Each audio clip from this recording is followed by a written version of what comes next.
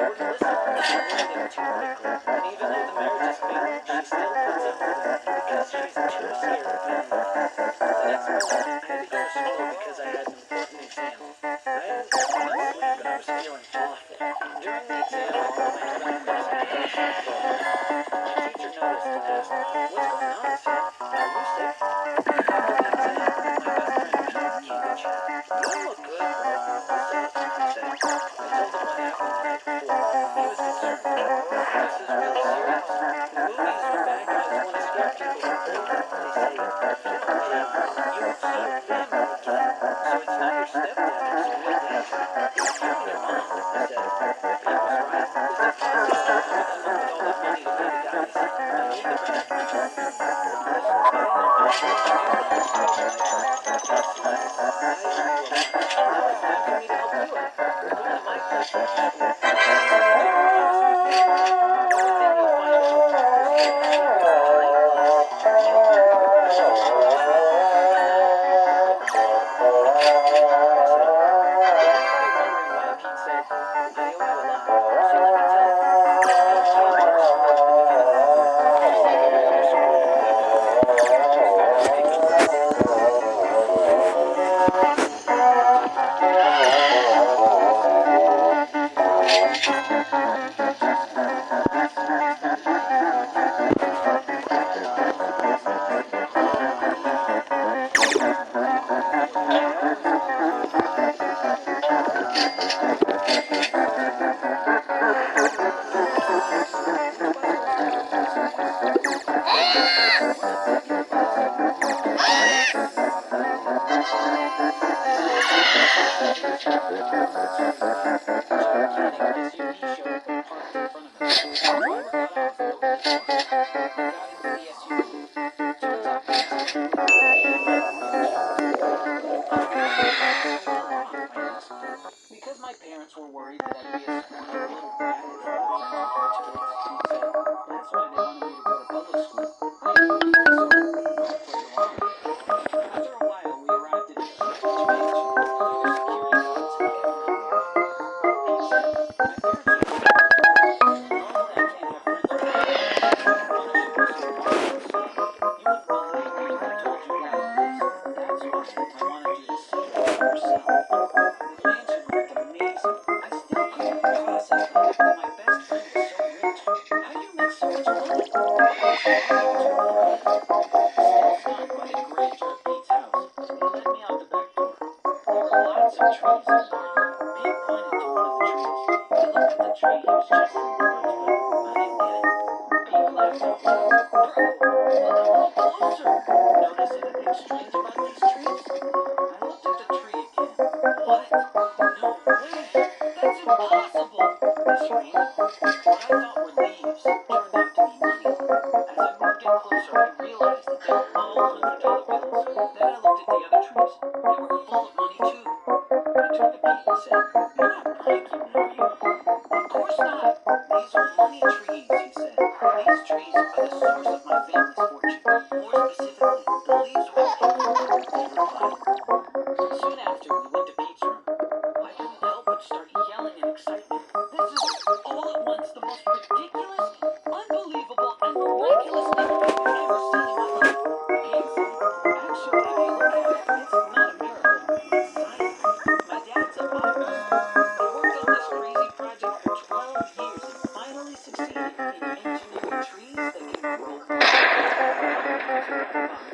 Inside are things that help them live. Buds that are green and tough. They're just 1 ounce in diameter each. And when they're holding in their hands, the money plants each grows up to 6 feet and 7 inches in height. Hundreds, millions of plants all growing at the same time. They grow fast, fast, fast. Before you know it, suddenly Pete said, "Wait,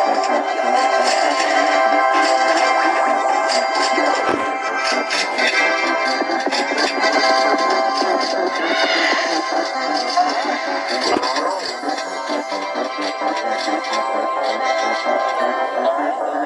$100? I bet you got money."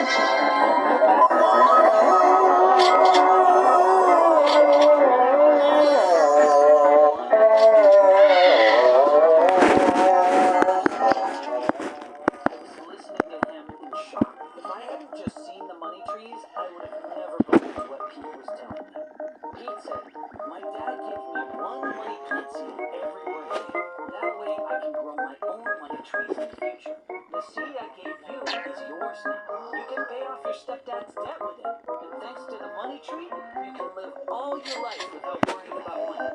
I was so excited. This was such a big gift. I hugged Keith. I will never, ever forget this. I can never even dream to repay you that. Keith's driver was going to drop me off at home. I said goodbye to my friend and got in the SUV. On the way, I started thinking about what I needed to do. First of all, I decided not to mention the money tree to my stepdad. If I told him, he wouldn't believe me anyway. But should I tell my mom? It made more sense to hide it from her as well for now. Maybe I can tell her down the line. My priority was to grow the tree, pay off my stepdad's debt with the first crop. When I came home, I found my mom and stepdad fighting. What difference does it make if you sell the furniture? My mom said. You're saying you owe them $10,000. You couldn't even get $1,000 for everything here. If we make $1,000 selling off the furniture, my stepdad shouted back, then the amount I owe goes down to $9,000. This is our problem. Everyone needs to chip in. Then he turned to me. Sam, you can't cruise anymore. You're going to quit school and start working.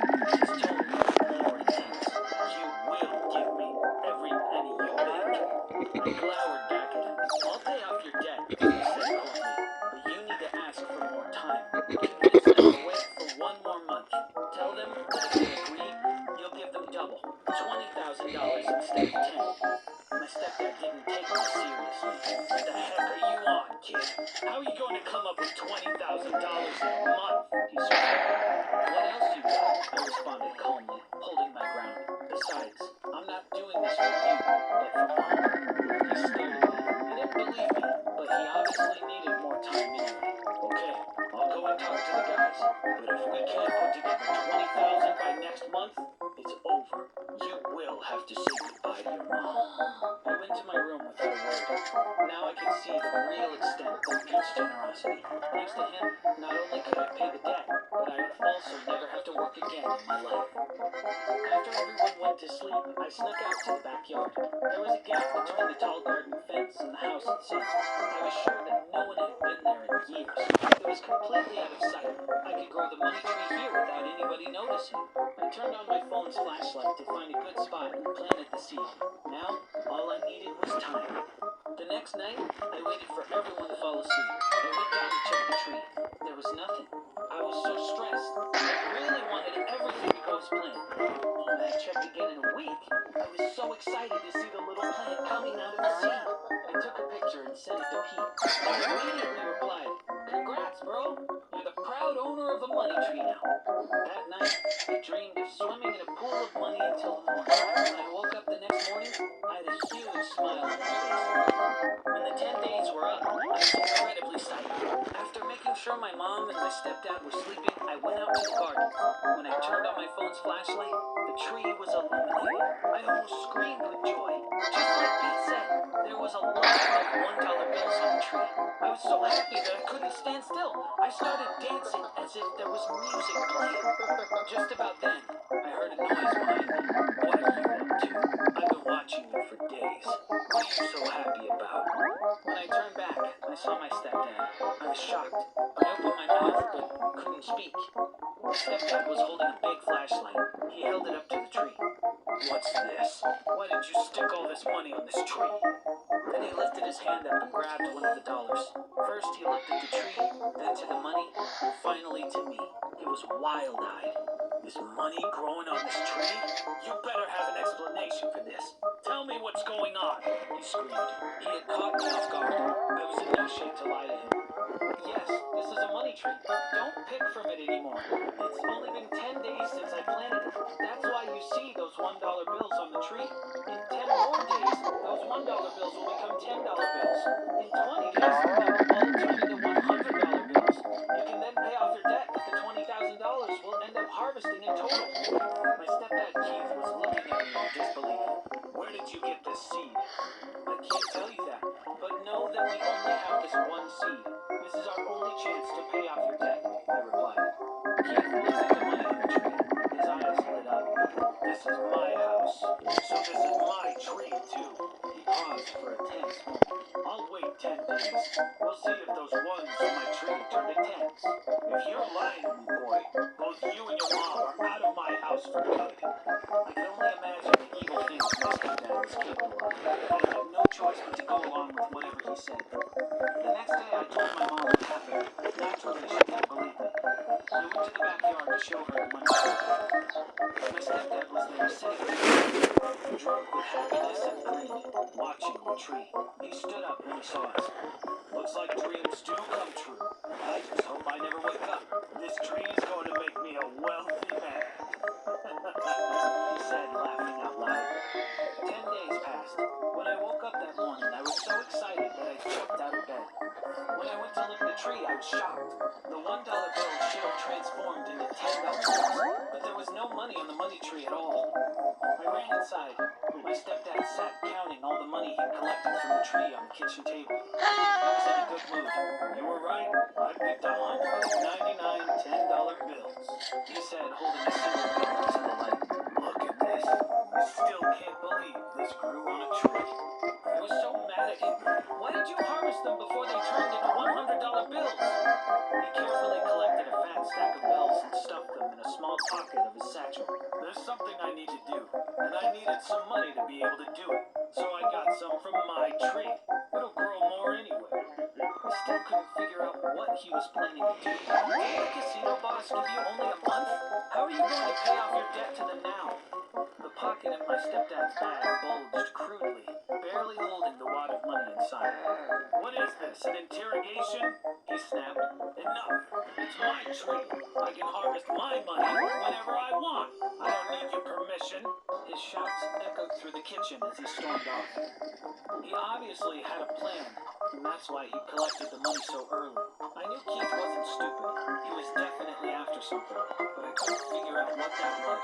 I decided that I had to talk to Pete at once. When I called Pete, he was just as shocked that my stepdad had harvested the bills too soon. Bro, do you want to come to my place? I'm sending the driver over now. There was something that I was hesitant to do before, but I think now's the time to do it, he said. I realized what Pete had meant when I arrived at his family's estate. He was waiting for me at his doorstep, accompanied by someone I had never met before. The guy next to him smiled and held out his hand. Very nice to meet you, young man. I'm Pete's dad. My son always talks about you, but I didn't know he'd given you a money tree seed. The news from Pete this morning was quite a surprise, to be honest. Meanwhile, Pete was staring at his phone, a guilty look on his face. Pete's dad gestured towards the door. Pete rushed inside, and I followed. After a long walk through several spacious rooms, we arrived in a grand hall. Pete's dad told us to sit. The tension hung heavily in the room. Pete's dad took a deep breath. The money trees were supposed to stay a secret. I'll be honest, I'm very disappointed by my son's actions. On the other hand, I'm aware of how much he cares for you. As you can see, Pete takes after me. I was often bullied at school for my short stature as well. Unfortunately, I didn't have a friend like you who could have protected me. So I understand Pete's motive. If I were in his shoes, I would have wanted to help my best friend too. Pete was relieved. He looked at his dad with a smile on his face. A smile his dad returned. Pete's dad continued, worry in his voice. If that were the only issue, everything would be fine. But regrettably, it sounds like things got out of hand. I'm sure your mother also means well, so I trust her. However, the fact that your stepdad knows about the money tree is a huge problem, so I have an idea to fix it. The staff here knows about the money trees. They each signed a non-disclosure agreement which prevents them from talking about it. I'm going to offer your stepdad $10 million in exchange for your money tree, on the condition that he signs the same agreement. Will you please take me to him? Pete's dad had found a reasonable solution. That amount was far more than Keith could ever harvest from a single money tree in his remaining lifetime. We got in the car and drove off. When we made it to our house, we were in for a surprise. Inside, we found my mom crying. She held me close. Between sobs, she managed to say, Sam, your stepdad left. I don't care about that, but he took the money tree with him. I didn't get it. We went out to the backyard. There was a huge hole where the tree had been. Pete's dad asked. She managed to say, Sam, your stepdad left. I don't care about that, but he took the money tree with him. Looked at me hesitantly. Mom, you can tell him everything. Pete's dad created the money trees, I said, reassuring her. I was at work. Our next door neighbor called upset about the noise coming from our backyard. I figured something was up, so I immediately came home.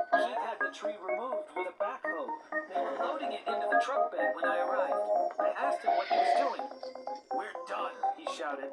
"Don't look for me." "To hell with you then," I shouted back. "But that tree doesn't belong to you. It belongs to Sam. You can't just take it away." But he didn't listen. I was so upset that I couldn't stop him. Sam was right all along. I never should have married that man. It finally made sense why Keith had harvested the money so soon. He needed it to move the tree somewhere else. More importantly, it would have been impossible for him to transport a tree full of bills, not if he wanted to keep it hidden. I turned to Pete's dad. "What do we do now?" I asked. Pete and his dad looked at each other for a few moments. They burst out laughing. My mom and I were flabbergasted. We had no idea what was so funny. "We don't need to do anything," Pete's dad said. "It seems as though your stepdad has resolved the problem all by himself." When he realized we had no clue what he was saying, he began to explain. "A money plant seed can only grow where it's planted. You can't transplant it. It's an issue I'm still working on. I simply can't figure out. If you disturb the seed, even a day after planting, the tree stops developing. Your stepdad is in for a real disappointment. That tree will never grow bills again. It's not a money tree anymore. It may as well be a husk of driftwood." "That explains the laughter," I said. "But he can still tell people that it was a money tree. Wouldn't that be a problem for you?" Pete's dad put his hand on my shoulder. "No problem at all, because no one would ever believe him. Would you believe that a money tree existed if you hadn't seen it for yourself? If your stepdad tells anyone that the tree had once been full of bills, I can assure you that they'd laugh harder than us." Then he told my mom, "I'm sure your husband will come back here once he figures out the tree is not growing any money. You can come with us if you like. Our home is certainly big enough. My wife will be happy to host the two of you," he said. We stayed with Pete and his family for a while, until Pete's dad bought a house and gifted us 2 money tree seeds. We've been harvesting $40,000 from our money trees every month. I'm a millionaire now, and I owe this to my dear friend Pete. We haven't heard from my stepdad since. We'd forgotten about him until one night I randomly came across him on the TV. The police had busted an illegal gambling ring. Keith was one of several witnesses. One of the reporters held a mic to Keith and asked him what he was doing at the casino. "I owed a pretty big debt to the owner. When I couldn't come up with it, I was forced to work with him for 10 years. I've been a janitor here ever since then," he replied. It turns out all this time he'd been paying off his debt to the mob by working as a custodian. To be honest, I didn't feel sorry for him.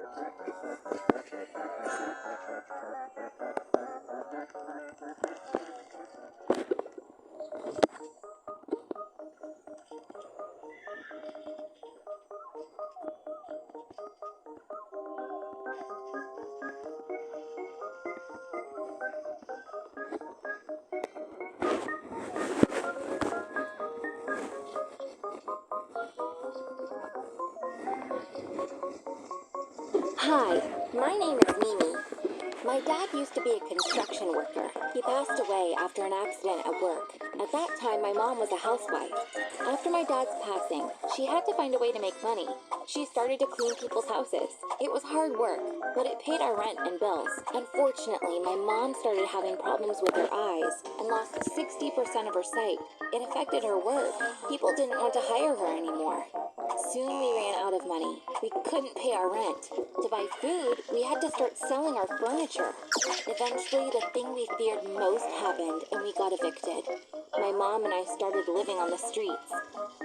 I learned that when you're desperate, you get used to anything. I used to feel shy asking my dad for pocket money. Now I had no problem coming up to strangers and asking, "Do you have any change? My mom and I haven't eaten since yesterday." We were actually hungry and needed every penny we could get. We slept in the park. My mom tried her best to keep my spirits up. She would say, "Honey, please don't let this get you down. Think of it as camping. Your dad is watching us from above. If you're sad, he'll be sad too. We're a family. Families have good days and bad days. These days will pass." One day, as I was panhandling, a luxury car stopped in front of me. The man in the back seat asked, "Do you have parents?" "I have a mom," I said. "Take me to her. I have an offer for both of you," he said, catching me by surprise. When I looked inside the car, I saw a girl about my age. She was crying. When the man saw the worried look on my face, he said, "Don't be scared. This is my daughter. You'll soon find out what this is all about." I took them to my mom. The man told us, "My name is Kevin McCarthy, and this is my spoiled daughter, Yasmin. I'm in the oil and gas business. I am a billionaire, but I haven't done a good job of raising my daughter. For her birthday, I gave her a plane. You know what she said? It's too small." He turned to my mom and said, "My daughter doesn't appreciate what she has. Let's have our daughters switch places for a week. Yasmin will live with you in the park, and meanwhile, your daughter will live in my house. In exchange, I will buy you a house." I knew my mom wouldn't like this idea. Before she could say anything, I said, "Mom, please say yes. I'll switch places with Yasmin for a week. This would be good for both of us." My mom said, "You would be living with strangers. I don't think it's a good idea." "Mom, please, it's only for a week and then we won't be homeless anymore. We can't miss this opportunity," I pleaded with her. My mom wasn't convinced, but she said yes because she didn't want to upset me. Yasmin could see that her father was serious. She got even more upset. "Dad, I cannot live here. These people stink. Do you think this is the life your daughter deserves? You're always scared of me being kidnapped for ransom. What if they kidnap me?" But her father wouldn't hear of it. He said, "You need this experience. I'm sure you'll finally learn a thing or two. Don't worry about getting kidnapped. The bodyguards will be watching you, but you won't see them. And you'd better start being nice to this lady, because she's going to be your mom for a week." I was upset that Yasmin said we stank. I handed her the cup I was holding. "You'll need this when you're panhandling. Tell them you're hungry. That's the only thing that works. And you will actually be hungry. By the way, you better get used to our smell, because starting tomorrow you will smell just like us," I said. Mr. McCarthy seemed to like what I said. He told Yasmin, "Being homeless will teach you a lot. Look, you've already learned something," and laughed. Then he turned to me. "Young lady, we can go whenever you're ready. You will be our daughter for a week. I'm sure you'll like it." I wasn't very comfortable with the idea of leaving my mom at the park, but I kept thinking about the fact that after a week, we wouldn't be homeless anymore. We drove for an hour before arriving at the mansion. It was in the middle of a large property. It was the biggest house I'd ever seen. There were two smaller buildings next to it. I would later find out that one of them was for the staff and the other for clothes. The family had so much clothing that they needed a whole building to store it. A woman welcomed us at the entrance. This was Miss Samantha, who was in charge of managing the residence. Mr. McCarthy said, "Mimi will be our guest for a week. Treat her just like you would Yasmin." Miss Samantha took me to Yasmin's room. It was even more lavish than I'd imagined. As I looked around in awe, Miss Samantha asked, "Would you like to take a shower?" Of course I did. I spent so much time in the shower that Miss Samantha had to knock on my door and ask, "Is everything okay in there?" She prepared pajamas for me. I put them on and went to bed. It'd been a while since I slept in a regular bed. However, I felt sad when I looked up and saw the ceiling instead of the stars. I'd gotten used to falling asleep looking at the sky. I wondered what my mom was doing. I was sure she was thinking about me at that moment. It was only the first night I was spending without her, and I was missing her already. Next morning after breakfast, Miss Samantha took me to the wardrobe building. Yasmin's clothes took up an entire floor. I was so surprised that I screamed. "She has so many clothes!" Miss Samantha said, "Yasmin wears each outfit only once. It's her mother's wish." "Why?" I asked. "So that her mother can buy her more clothes," she replied. It sounded weird to me, but I didn't say anything. Will I be meeting Yasmin's mother? I asked. Unfortunately, she's traveling for work at the moment. She's only home 3 days a month, she said. When I heard that, I felt sad for Yasmin. Seeing my mom only 3 days a month would never be enough for me. The next evening, Yasmin's dad took me out to dinner. When we walked in the restaurant, I couldn't believe my eyes. We were the only customers there. The entire staff was there just for us. This five-star restaurant was closed to the public. When I asked why, Mr. McCarthy sighed. You might think that being rich is amazing, but this life has its challenges. You can't just go out to dinner like normal people. You have to pay to reserve the whole restaurant, so we're the only people here. Firstly, it's for our safety. Wealthy people have a lot of enemies. But also it's because people constantly ask us for money. Charities, NGOs, entrepreneurs, you name it, everyone wants to get money from us. So if there were other people here, we wouldn't be able to have dinner in peace. After that evening, I never saw Yasmin's dad at home again. He had to travel for work all the time as well.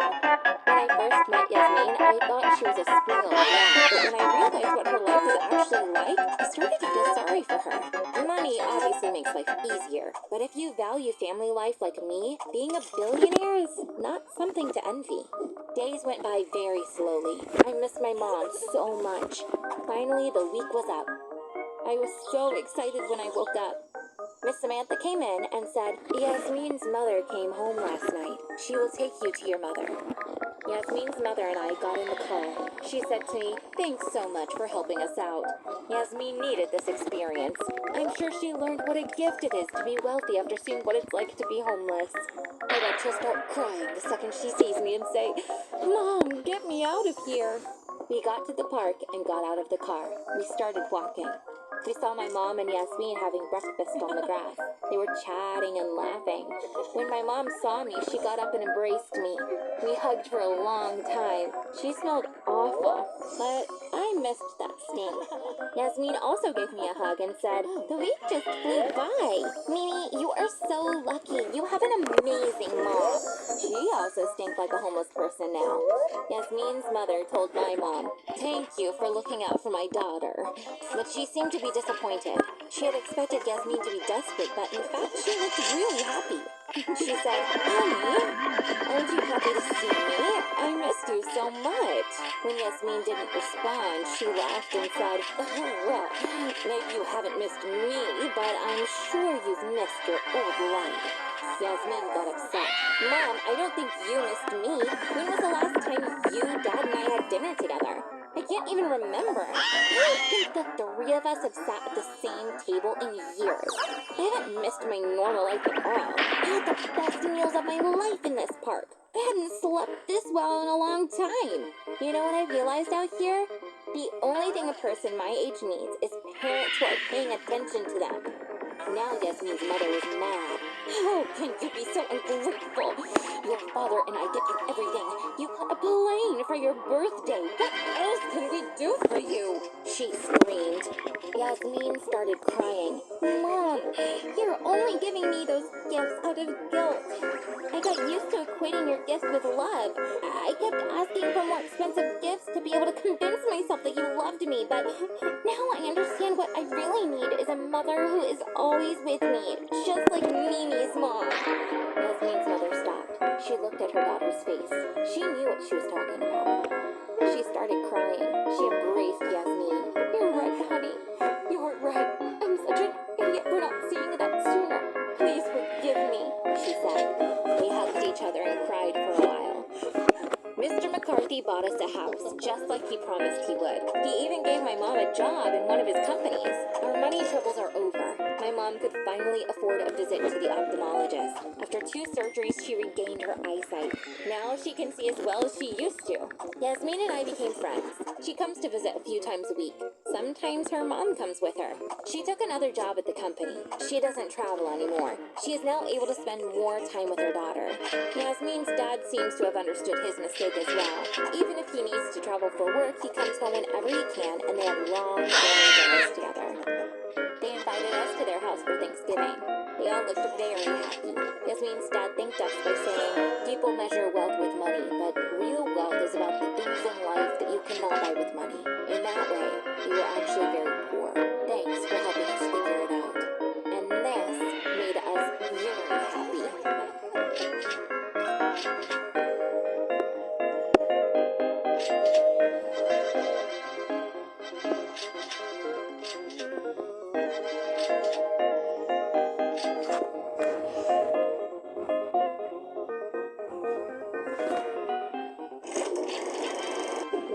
the Here's My Story channel. My name is Eilish. My life is a nightmare because of my stepmom. She's a clean freak. The medical term for her condition is OCD. That is obsessive compulsive disorder. People with OCD become wildly obsessed with something. Some of them become fixated on cleaning their bodies. They wash their hands 1,000 times a day. They shower 100 times. Some people with OCD clean their houses in a compulsive manner. That, unfortunately, is exactly what my stepmom is obsessed with. She wants the house she lives in to be beyond clean. Because of my stepmom's condition, I have routine chores when I get back home from school. They're all about cleaning. Every day I mop the floors. Then I wipe down the walls. For each room, I use different scented cleaning solutions. When my stepmom comes home from work, she checks every spot I cleaned one by one. She sniffs around to see if I used the correct cleaning solution. If she sees a tiny speck of dirt, she wants me to clean the whole house again. So I get really stressed during these routine checks. If she can't see any issues, she says, "Even though you are no good, you did everything just like I wanted you to. But this is not all you. You can only do this because I trained you so well. Otherwise, you could never pull it off on your own." My dad married this woman 3 years ago. I was living with my grandma at the time. When my grandma passed, I had no choice but to move in with my dad. One day my dad said to me, "I can't take care of you on my own. I have to get married for your sake. You need a mother." I disagreed. "I'm not a kid anymore. I can take care of myself," I said to him. But he didn't listen to me. He abruptly went and married his colleague, Anna. My mom died while giving birth to me. She had epilepsy, so her body had never been particularly strong. Doctors told her that pregnancy might be especially dangerous, but my mom didn't listen to them. She passed away during labor without even meeting me. All I have left from my mom is this photo. Thanks to this, I know what my mom's face looked like, and I can see her in my dreams. I often visit her grave, too. I talk to her. If there's an important decision I need to make, I always ask her about it. Then she comes into my dream and tells me what she thinks. This may sound weird to you, but I really believe my mom communicates with me through dreams.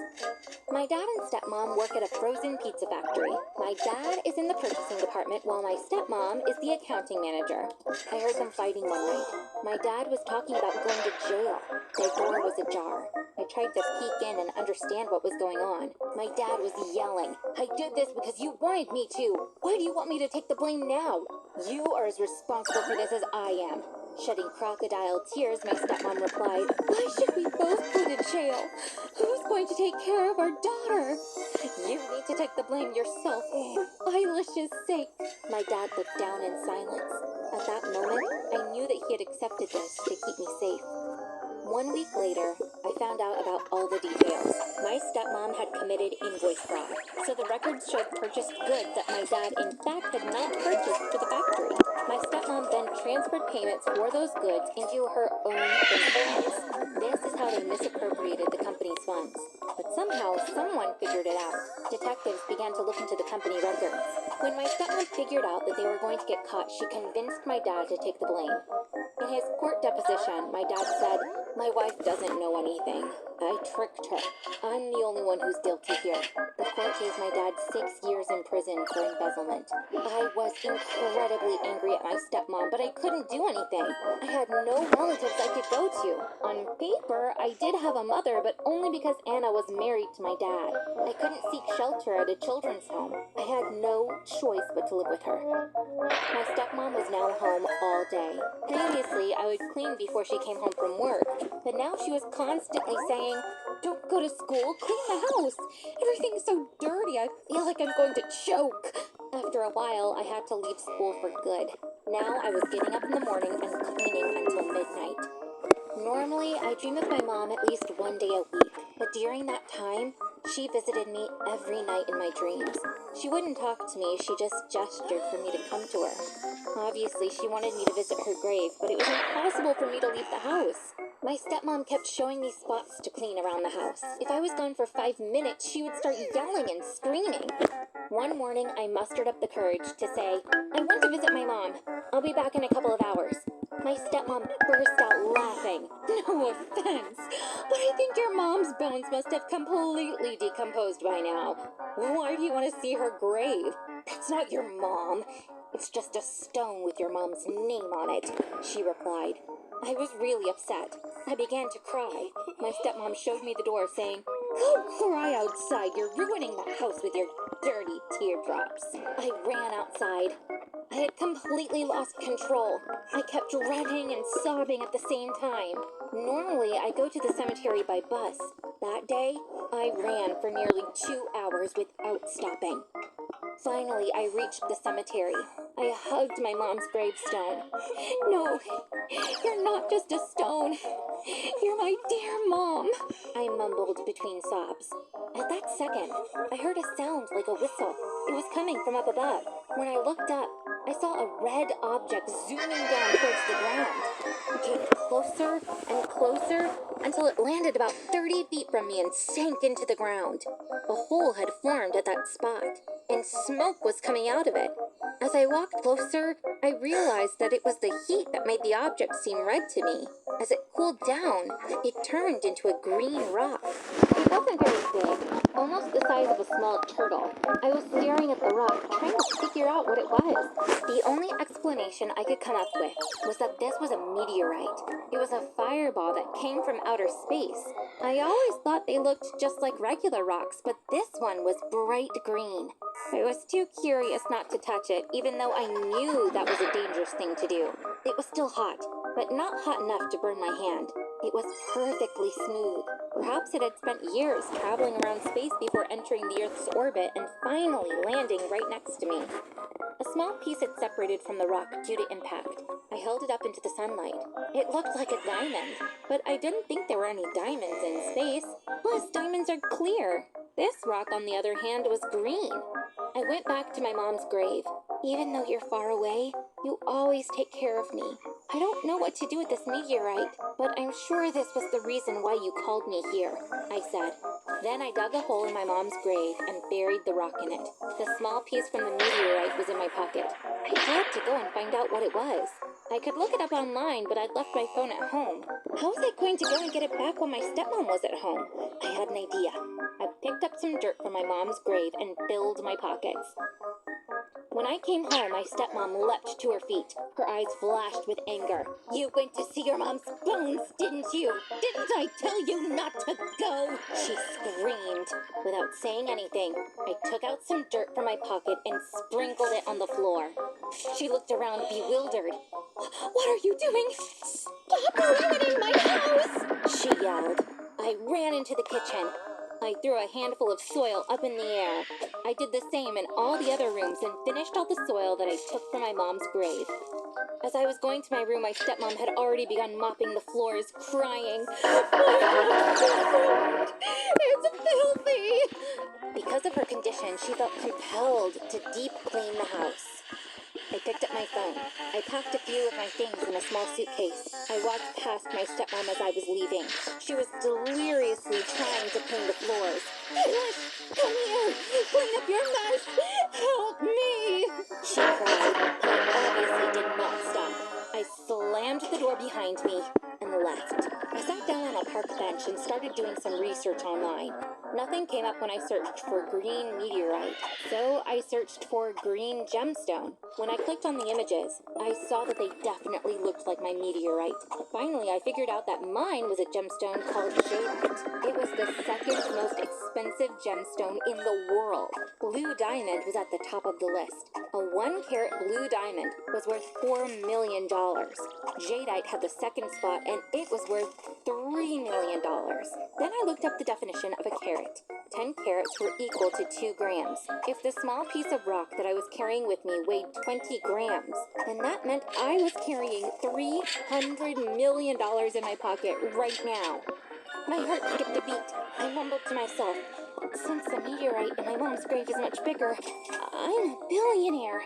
Using another stone, I divided the rock in my pocket into even smaller parts. No jeweler would buy a precious stone worth $300 million from a teenager. It wasn't that difficult to sell one of the smaller pieces. When the jeweler examined the stone, he said, I've never seen such a flawless jadeite in my life, before handing me my money. Apparently, jadeite is so expensive because it is very rare. But in space, asteroids that are made of diamonds or precious stones like this exist. There are even space mining companies that take advantage of these. Even if it's a super rare event, asteroid pieces like mine do fall onto Earth. I had $1 billion meteorite fall next to me, and the only reason I happened to be there at that moment was my dear mom. I had become a billionaire. When you have so much money, you can do anything you like. I bought myself a huge mansion. I had a safe installed in my bedroom. I put the meteorite, my mom's biggest gift to me, inside that safe. Now I simply cut off a piece of it whenever I need money. With one of those pieces, I bought the frozen pizza factory that my dad and my mom used to work at. As the owner of the factory, I withdrew all the allegations towards my dad. I hired a great team of lawyers and pretty soon got my dad out of prison. My dad and I live together now. I haven't seen my stepmom since. My dad went to her house to get the divorce papers signed. He said nothing had changed in regard to her condition, but now she had to do all the cleaning herself since I wasn't around anymore. She said some horrible things about me at first. When she found out that I was a billionaire, her attitude suddenly shifted. I will get help. Bring our beautiful daughter home. Let's be a happy family again, she begged. My dad would have none of it. You ruined my life. Thankfully, my daughter saved me from prison, and now I'm saving myself from you, he said. By the way, I think I forgot to tell you. The house I bought is very close to my mom. I visit her every morning. I take my time talking to her. She comes to me at nighttime in my dreams to answer my questions. She's my guardian angel. I love her more than anything. One morning, I woke up to my mom yelling, Madison, Madison, get over here and help us. The cab's waiting outside. How do you think we're going to carry all these suitcases on our own? My mom was doing this to annoy me. She was taking my sister on vacation, and she wanted me to see them leave so I could suffer. My sister Charlotte grinned smugly when she saw me. I hope you're not jealous. You could have been coming with us if you were doing as good as I am in school. Without meeting her gaze, I said, I'm doing well enough at school. My mom jumped in. You're not good at math. Math proves how smart you are. Unfortunately, you take after your father there. But my Charlotte is just like her mother in every way. Yeah, Charlotte turned to big my fat mom, spilled ass giggling, and bitch. I'm That's so what she is. proud of it, Mommy. That's exactly My parents got correct. divorced 5 years ago. It was my dad who wanted to break up. That's Big, why my mom is big, still fat, mad at him. She stupid, belittles my dad every ugly, chance she glasses, gets. I look so much nerd, like my dad, ugly, and that dumb must be why she bitch. doesn't Yep, like me as much as you're she likes my absolutely sister. right. She turned to me as she was getting into the cab. You You're have 1 week. absolutely Study as much correct. as you can. I'll give you a little quiz when I get back. If I see that you Quiz, haven't improved, that's you'll all the be dead that answers. vacation. Correct answers Every are time wrong. Charlotte and I go away, you'll be staying back at home like this. You see, everyone gets the life they deserve. When I went back into the house, I could no longer hold back my tears. I started crying. Actually, I didn't care if I was going with them or not. What really upset me was the injustice of it all. Yes, I'm bad at math. I don't get math, no matter how hard I try. But I can't stand my mom treating me like I have a lower IQ just because I'm bad at math. The next morning, I woke up early. I found the best math sites on the internet, and I started studying. Unfortunately, nothing changed. I thought I understood all the subjects, but afterward, no matter how hard I tried, I couldn't solve the problems. Perhaps it would help if I got some tips from a friend who is good at math. I went to see Hannah, who's one of my besties. I told her everything. You're so good at math. Do you have any suggestions for me? I'm scared I'll start believing I'm an idiot soon, I said. Hannah consoled me. This has nothing to do with intelligence. Some people are naturally inclined towards math, while some excel in verbal skills. From what I understand, though, you really are in a pickle. I can suggest something else, but I'm scared that you'll make fun of me. Why would I make fun of you? As you said, I'm in a pickle. I'm open to any suggestions, I said, encouraging her to go on. Hannah said, do you remember the time my brother disappeared 2 years ago? We were all so worried. A friend of my mom's took us to a lady. Don't laugh, but the lady? She was a witch. What? A witch? Like in the movies? I responded. Yes, she came from a lineage of French witches. She learned how to cast a spell from notes left to her from her great-grandmother. On a piece of paper, she wrote come back spell and gave it to my mom. My mom read the things on the piece of paper for 3 nights before going to bed. Blood to blood, I summoned thee. Blood to blood, return to me. And my brother came home after those 3 days. Oh my gosh, that's really unbelievable, Hannah. Please, take me to that lady, please. I will never forget this favor, I said, practically begging her. Hannah accepted. I was elated. I had a wonderful surprise for my mom, Charlotte, in mind. After a long bus ride, we arrived at the neighborhood outside of the city. I was surprised when we got to the witch's house because it looked quite normal. Hannah had called the lady in advance to let her know we were on our way. When we walked in, I was disappointed again because the witch looked very normal. She'd offered us tea and biscuits. We had a nice chat. Madison, you're so sweet. I'll be very happy if I can help you. I have a great spell for you, she said. Really? Will it make me smarter? I asked her excitedly. I think you're smart enough. It's normal to have difficulties with math. One cannot excel in every subject. I'll help you with your learning, not with your IQ, she said, and with a big smile on her face added, let's go into my study. It's time for some magic. I was astonished when we entered her study. This was definitely a witch's room. Candles were the only source of light here. There were so many old books on the shelves, so many jars everywhere. I picked up a jar filled with green liquid. The tag on it said, mouse milk. I shivered. I put it back immediately. The lady seemed different in this room too. She had turned into a full-blown witch. Even the tone of her voice changed. She handed me an envelope. In a raspy voice, she said, there is a piece of paper in this envelope. Don't read it now. The name of this spell is knowledge absorption. Get in front of the mirror at dawn and say the magic words. You'll learn everything easily with the help of this spell, but you'll forget it all at dusk. I took the envelope and thanked her. Hannah looked just as worried as I was. With quick steps, we left the room. When I woke up the next morning, I was so excited. To be honest, I was a little scared as well. I stood before the mirror just like the witch had told me to do. I took a deep breath. There was a yellow note inside the envelope. I took it out. Right as the sun was coming up, I began reading the spell from the note. In this place and in this hour, I call upon the ancient power. From dusk till dawn, I will understand everything from the sky to the ground. I had imagined a ray of light was going to wash over me and maybe even a voice along with it, but nothing happened. Was the witch lady a charlatan? Did you go all that way for nothing? The spell didn't seem to work, but I wanted to try it anyway. I took the math book that was sitting on my desk. Right at that second, something unexpected happened. Suddenly, I felt an irresistible urge within myself. The pages of the book started moving without me touching. Letters and math formulas appeared on the walls. They hovered up in the air for a while, and then flew into my brain. Then everything went back to normal. I looked at the questions to see if I could solve them.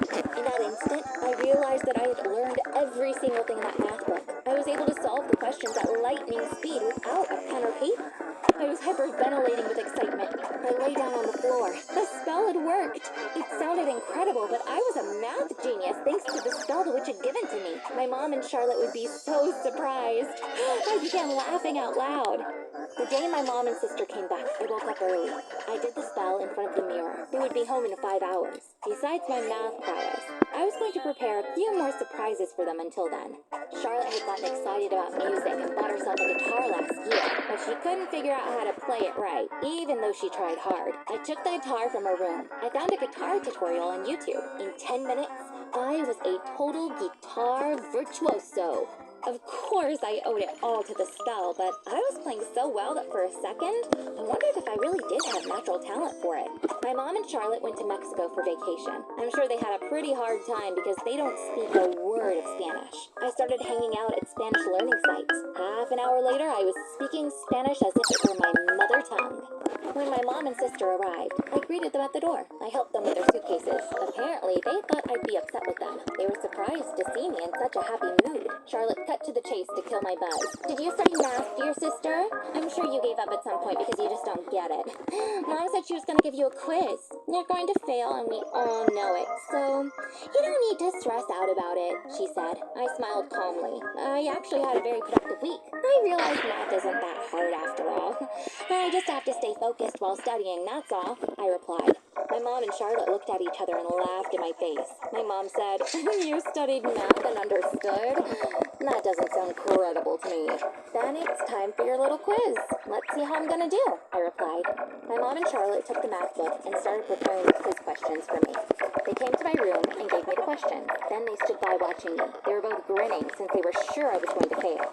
There were 5 questions. I barely glanced at them and then gave them all the answers. My mom opened her eyes wide. "We just prepared those questions. You didn't know what we were going to ask, but they're all correct. This is impossible," she said. Charlotte was as shocked as Mom. "I'm sure she cheated. No way she could have done it so fast. She didn't even write anything down," she yelled. "I saw that when you focus, math is not difficult at all. I actually had some free time to develop a few other skills than math," I said. Then I asked them in Spanish how their vacation went. Naturally, they didn't understand. Charlotte said in disbelief, You speak Spanish?" Apparently, they needed someone who spoke Spanish in Mexico. "Yes," I answered, and continued to speak to them in Spanish. They were both staring at me, mouths agape. Spanish is a really easy language to learn. It didn't take much of my time. There's actually one more thing I want to show you other than math and Spanish. I wonder if you're going to like this more," I said, and took my sister Charlotte's guitar. I said to my sister, "Why were you not able to learn how to play the guitar? It's like child's play," and began strumming. I was playing it so well that I was surprised at how powerful the knowledge absorption spell was. My mom and Charlotte had the biggest surprise of their lives that day. Looking into her eyes, I could tell how jealous my mom was of me. It was expected. I was better at math now than her beloved daughter would ever be. I excelled at playing a musical instrument Charlotte couldn't play, and I could speak Spanish as fluently as a native speaker. I learned all of this in 1 week. From then on, they have always been jealous of me because I keep surprising them with a new skill every day. Last month, I became a chess champion at the high school league. The mobile game I developed after learning coding became really popular. One day, I cooked Russian cuisine. The next day, Turkish. I have another skill that I don't show them. After casting the spell in the morning, I spent some time learning about the stock market. I got into it by buying a few stocks with my allowance. The money in my investment account hit $250,000 in no time. When it hits $1 million, I'm going to buy a beautiful house in a beach town in Mexico. Then I'll invite my mom and Charlotte to my summer house and give them another huge surprise. I'm really curious to see their faces when I do that. A few months ago, I got home from school and turned on my computer right away. I had a presentation for my English class due the next day. The subject was, what was happening in the world the month I was born? So I had to research all the important events that took place in March of 2005. I googled 2005 March news. On a news site, I found stories listed by publish date. I started going through all the headlines starting from March 1st and noting down the ones I thought were important. I've been working non-stop for hours. Finally, I got to my birth date, March 18th, 2005. What happened the day I was born? I began browsing through the news stories. A big auto show had opened. There was an earthquake in Alaska. A celebrity couple announced they were getting divorced. What a boring day to be born on, I thought, and started looking through the next day's stories. One headline caught my attention. Search continues for baby abducted from hospital. I clicked on the story. As I read it, I started to feel like I was suffocating. The police have been conducting a massive search party trying to locate the Roberts baby girl, Hannah. They are searching every home in town to find the baby who was kidnapped by a person pretending to be a nurse. The mother, Ann Taylor Roberts, said, "I feel like I'm in a nightmare. I can't believe something this awful has happened to me." I was shocked. Our last name is Roberts. My mom's name is Taylor, and I'm Hannah. I had been kidnapped from the hospital when I was born, and my family had kept it a secret from me. I kept reading and found out there were more details to the story. My mom was in her room in the hospital, semi-conscious because she had had a C-section. A nurse came in. "I need to take the baby so the doctor can give her a physical examination.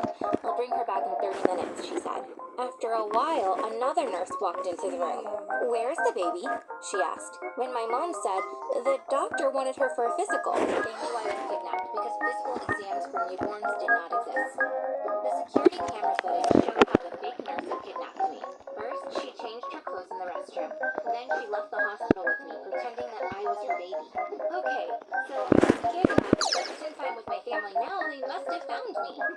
I googled Hannah Roberts kidnapped baby and began reading the stories from the following days. At the time, there was a new chief of police in our town. He made a promise to my mom. "I'm giving you my word I will find your daughter," he said. He put together a huge search party. They left no stone unturned, but still couldn't find me. 6 months passed. I had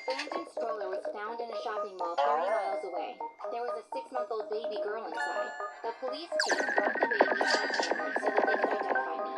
My mom was so happy at first, but then she became disappointed. I only got to spend a few hours with my baby, so I can't be sure. But something tells me it's not her, she said, and started sobbing. My dad also said, this baby looks nothing like me or my wife. She can't be our daughter. The police chief said, there are no other missing babies. Let's do a DNA test. That's the only way we can be sure. They took saliva samples from my parents and the baby and sent them to a lab. When the results of the DNA test came back, everything became clear. I was definitely my parents' baby. The police chief held a press conference. He said to my mom, I told you I would find your baby, and I kept my promise. I had learned something incredible about myself, but I had no clue that this was only the beginning. There was another secret. It was even bigger than this one. The discovery of changed my life forever. When I read about the kidnapping, my parents weren't home from work yet. I was dying to talk to them about the whole thing. How did they hide it from me? Maybe they were ashamed because at first they thought I wasn't their baby. On the other hand, they're not wrong. I look nothing like them. My sister Ellie looks exactly like my mom. They both have big eyes and tiny noses. In other ways, she's just like my dad. She laughs silently like him, and they both turn completely red when they're angry. I, on the other hand, look like I'm adopted. I have nothing in common with my parents. When they came home from work, I told them I had something important to talk to them about. After dinner, they took my sister to her room. They were looking at me curiously. I told them everything from the beginning. They were clearly both very upset. Why did you hide this from me? I asked. Mom said, honey, for us this is a bad memory and we want to forget that it ever happened. We moved to a new place so people around us wouldn't remind us of the whole thing. Dad said, sweetheart, this was a much bigger trauma for us than you can ever imagine. But God answered our prayers and we got you back. We don't need to talk about this anymore. I could understand what they were saying, but I still had so many questions. Why did that woman who kidnapped me leave me in that shopping mall? I asked. My mom said, Hannah, you already found out all you need to know from the news. Whenever I go back to those days, my heart hurts and I can't breathe. Honey, I beg you, please let's not talk about this anymore. When she put it that way, I couldn't keep asking. I kept thinking about this for the next few days. I read everything there was to read about this story online. When I figured out there was nothing else for me to dig into, I gradually stopped thinking about it. One day, as I was waiting for the bus after school, I got a text from my mom which said, Hannah, your sister had an accident. She's about to go into surgery. I was stunned. The hospital wasn't far away. I started crying and running to the hospital. When I got to the hospital, I gave a nurse my sister's name and asked where she was. The nurse said, your sister just went into surgery. She was hit by a car as she was crossing the street. She lost a lot of blood before the ambulance arrived. Your parents saved her, but we may need more. Let's get some for you as well. I said, sure, and went to a room where they could draw my blood. Something incredible happened. The nurse said, honey, we can't draw your blood because your blood type is different than your sister's. Yours is type O positive, and yours is too. Yours is AB negative. When parents are type O positive, the kids are also type O positive. Are you adopted? I was shocked, but I couldn't say anything to the nurse at that moment. I just said, yes. The nurse laughed. It's my fault. I dragged you here because you said my sister. I didn't think you could be adopted. You make mistakes like that when you work long hours, she said. I left her and ran to my parents. They looked terrible. I didn't tell them what the nurse had told me. I just hugged them. We waited for my sister to come out of surgery. Her surgery went really well. The doctor said, Ellie should recover fully in 2 weeks. We were so happy. I was so upset over what happened to me. I processed what I found out about myself. It was obvious that I wasn't my parents' child. My parents had been right. The baby that was found wasn't theirs after all. Who was I? Who had abandoned me at the shopping mall? When the DNA test was okay? Then clearly I wasn't their real daughter. I had to tell them. My parents had lost their own child and raised another one thinking that she was theirs as well. I thought about this for days. Finally, I made a decision. It was my parents' right to know the truth. If I didn't tell them I wasn't their real child, I'd be lying. I loved them both so much. They didn't deserve to be lied to. After telling them I wasn't their daughter, I moved to a group home. Since I wasn't their daughter, that was where I belonged. The following day I woke up early. I opened my closet. It was packed with clothes, but none of them were mine. These belonged to my parents' abducted child. I had stolen her life. I took only 2 t-shirts and a pair of jeans and packed them into a suitcase. My mom opened the door door and peeked in. "Good morning, love. Come, breakfast is ready," she said. She was surprised to see the suitcase. She asked, laughing, "Are you going somewhere?" I couldn't keep everything inside any longer. Tears started coming down my face. I sobbed for a while. My dad heard me cry too. He came into my room. "I want to talk to you about something important," he said. I told them about what happened at the hospital and everything else that's on my mind. "I'm not your real daughter. I know home is where I belong. I love you so much, but I have to leave this house," I said, grabbing my suitcase. I was ready to leave now. My parents looked at each other. Then they came closer to me and gave me a big hug. My dad said, "You're not going anywhere. You are our baby. We have known all of this for years." I was surprised. "You knew? How did you find out? Was that DNA report fake?" I asked. My mom nodded. "Yes, it's fake. The police chief said so. I'm not mad at him for it. Yes, we lost our daughter, but thanks to that report, we have another one now," she said, and began telling the rest of the story. "After the kidnapping, the police chief brought you to us. Just like you read in the news, your dad and I both thought the baby they found, meaning you, wasn't ours. The DNA test convinced us that you were, but as time passed by, we figured out we had been right. You didn't look or act like us. We didn't have any common traits. We had to know the truth. Your dad went to talk to the police chief. He had retired after being diagnosed with cancer. The doctors were saying he didn't have a lot of time left. Perhaps that's why he came clean. He told us I had just become the chief. I wanted to prove that I was the right man for the job. I promised I'd find your baby in front of the press, but I didn't keep my promise. That's why I made it look like the baby you found in the shopping mall was yours. I pressured the lab into preparing a fake DNA report. I'm so sorry. Please forgive me. We were relieved to learn the truth. Obviously, we didn't start loving you any less, because it wasn't your fault. You were a victim like us. You are our precious daughter. This house is your house. We are your family. The DNA report might be fake, but our love for you is real. We all hugged. I realized I was very lucky. I loved my parents even more than before. My mom wasn't my biological mom.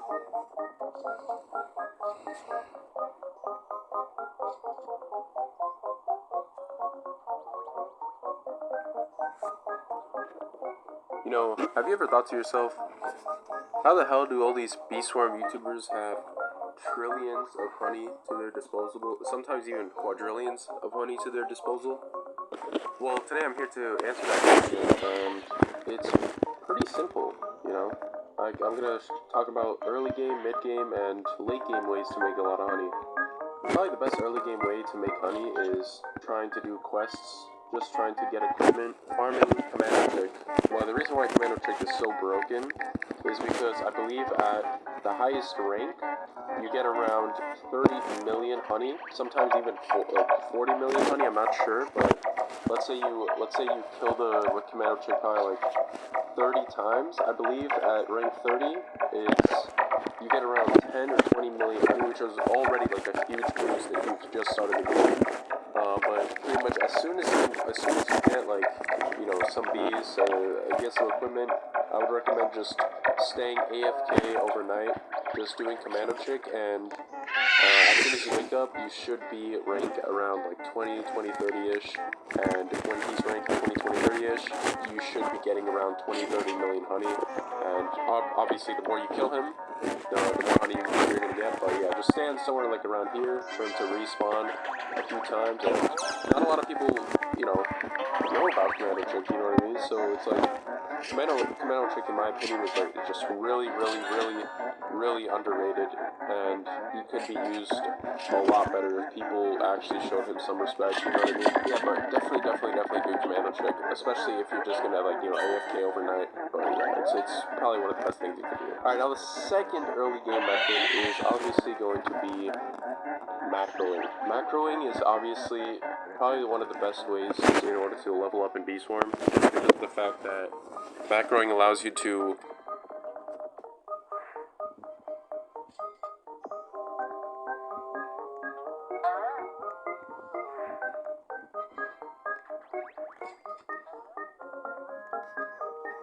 unwrap and ungrind. When Kinder Bueno makes your coffee, life gets bueno. Within the world of Bee Swarm, you have a massive catalog of items which you can buy depending on what type of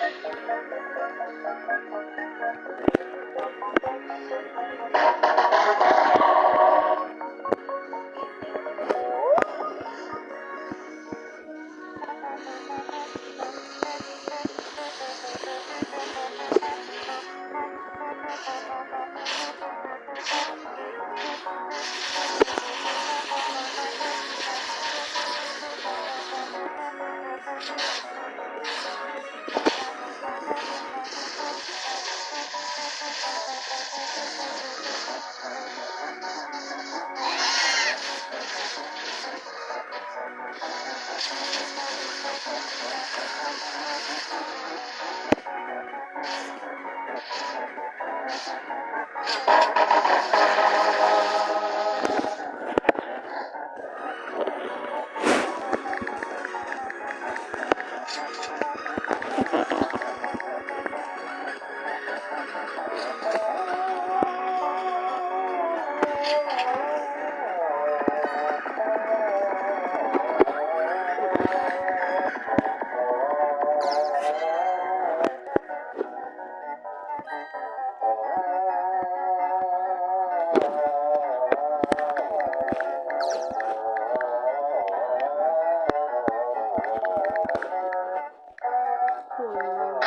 I was looking at people speedrunning all of Fence in Minecraft, and when I saw that, I thought, hey,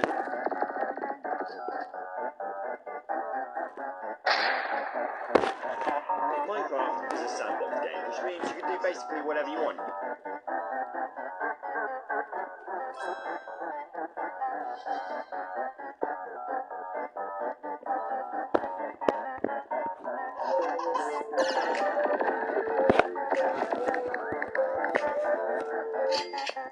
Welcome to the Here's My Story channel. I'm Mateo. Lately my dad has been having a hard time paying our bills. I started working part-time at a grocery store to contribute to the family finances. One day, as I was on my way home from work, I got a phone call. The person at the other end of the line said, "I'm so sorry to disturb you at this hour. I'm an attorney, and I represent your paternal grandfather." My grandfather had left when my dad was little.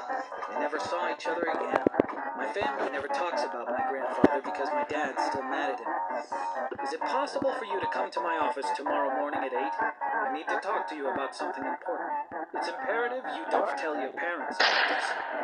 I thought about the phone call all night. I had a hard time deciding what to do. I was scared of my dad finding out, but I was too curious. Having given it a lot of thought, I went to the address the attorney provided me. Two attorneys showed me into a big meeting room. The younger of the two was clean cut. The older one was the attorney who called me. "Thank you for coming. Your grandfather had hoped to meet you in person, but because of the agreement he made with your father, he couldn't get in touch with you directly," he said. "What kind of agreement? My grandfather hasn't even seen him since my dad was a little kid," I said in surprise.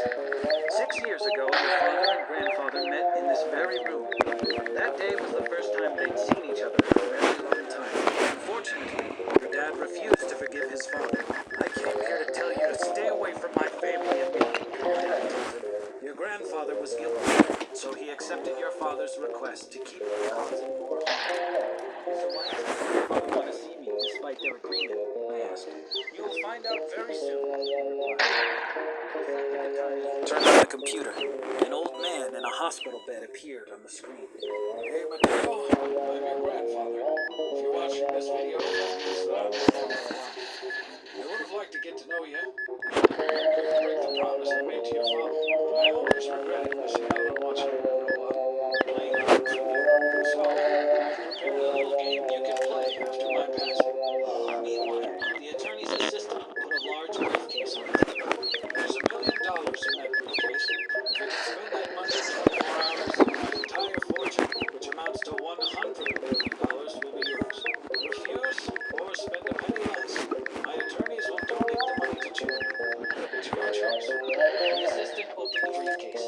Sure enough, it was full of money. "Here are the rules, Mateo. You can buy a house, a car, or a business. You must get a receipt for every purchase you make. You can't gift or donate it to anyone. You can only spend it on yourself. Plus, you can't use your phone or go online for 24 hours. Finally, keep this little game of yours a secret." Of course, it's not going to be easy deciding how to spend $1 million in such a short time. But if you succeed, you'll learn to be smart about your spending after you receive your entire inheritance. That's the whole point of the game. Goodbye, dear grandson. The attorney got up. "Your grandfather left it to us to determine when your 24 hours start. It's 8:30 a.m. now." I don't even want to hear none of that. I'm not going to eat that.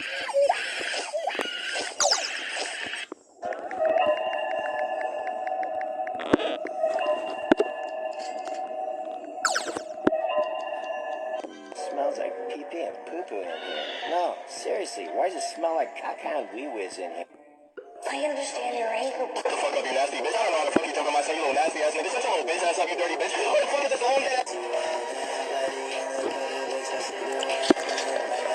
Stop this shit bussin'.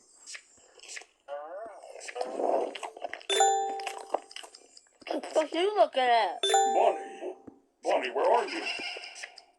What are these?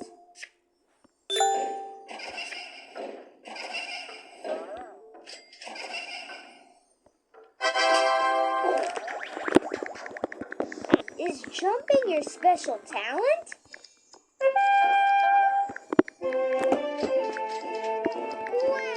My main goal is to blow up. Let me, what the? It's mine now. Oh my god! You're adorable! You're a toy Chica plushie. See, that's your big sister. She's a little ugly, but we're gonna make her pretty. Don't kiss her, don't kiss her, don't kiss her. I'm gonna fix that beak right up. That's not supposed to be there. Help me, big sis. No.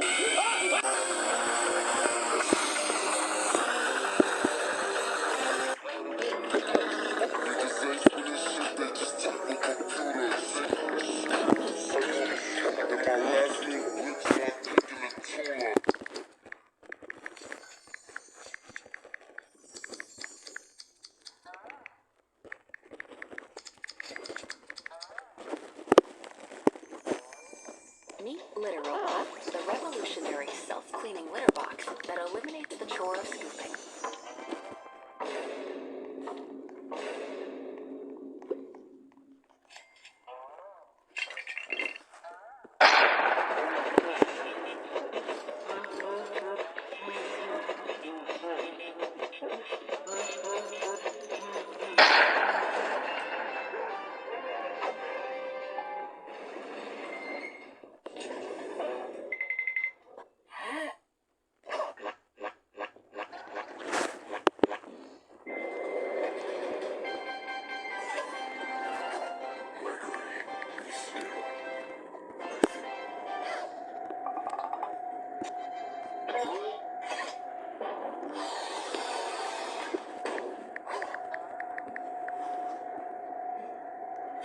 So, anyways, since you're not going to talk to me, we're going to go down to parts and services.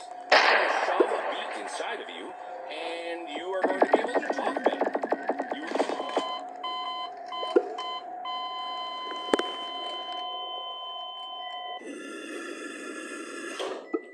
Youngster, what do we do? We don't know how to work a doorknob. Maybe it's reverse it open, then. Well, I can try to portrait. Ah, Jesus! What the hell? Take my picture! Can we do it tomorrow? This is a nice closet. Way to go, superstar.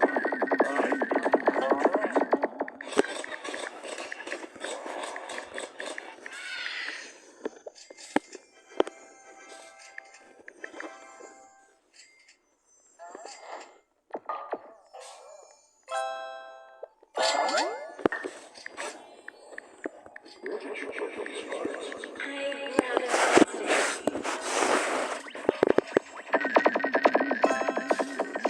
Superstar.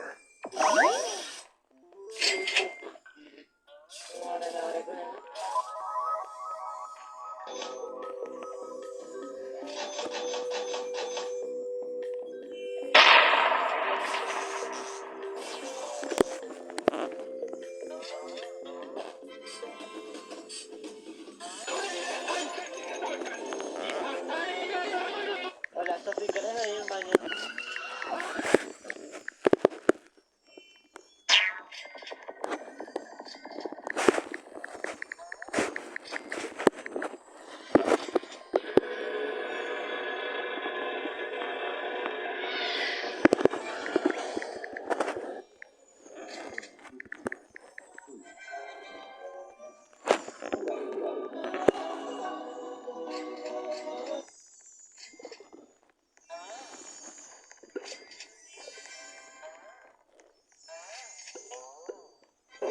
Don't leave me here.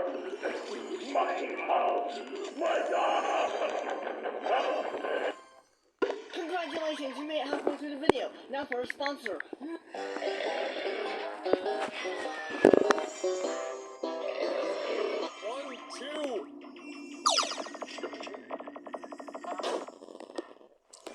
Was that the bite of 80?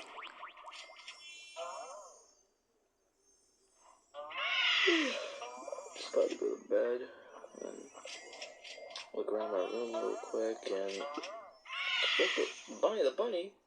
Fuck out the way, bruh. Man, what's that guy Always come back. Freddy, you're supposed to be on lockdown. Oh, hey there, kiddo. This your first time, huh? Well, welcome to Freddy Fazbear's. I just want to give off some rules before you start. Okay, then, buddy? Rule number 1, no Dunkin' Donuts allowed on the premises. Don't ask why, it's just there. Rule number 2, if I catch you looking at your phone, you're going to be kicked off the job. Rule number 3, there are no bathroom breaks at any time during your shift. There's a bucket right next to you. And finally, rule number 4, no letting, and I repeat, no letting the iPad kids near Balloon Boy. No reason at all, don't even ask.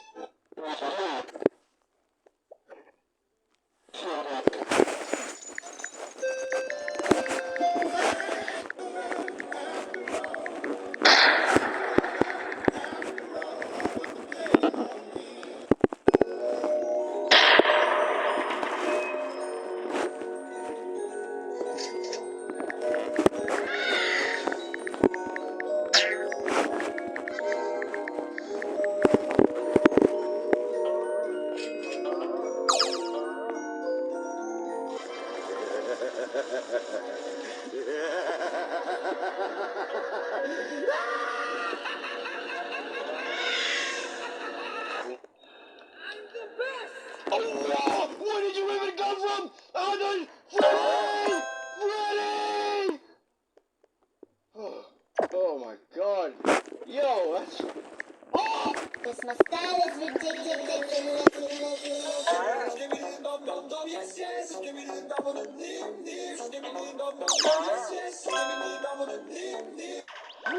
Gregory!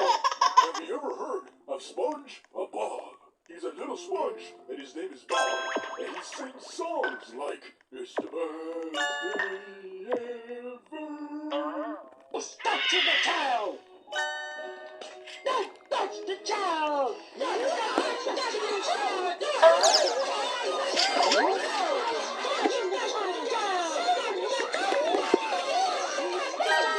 Touching my child! You are touching the child! No!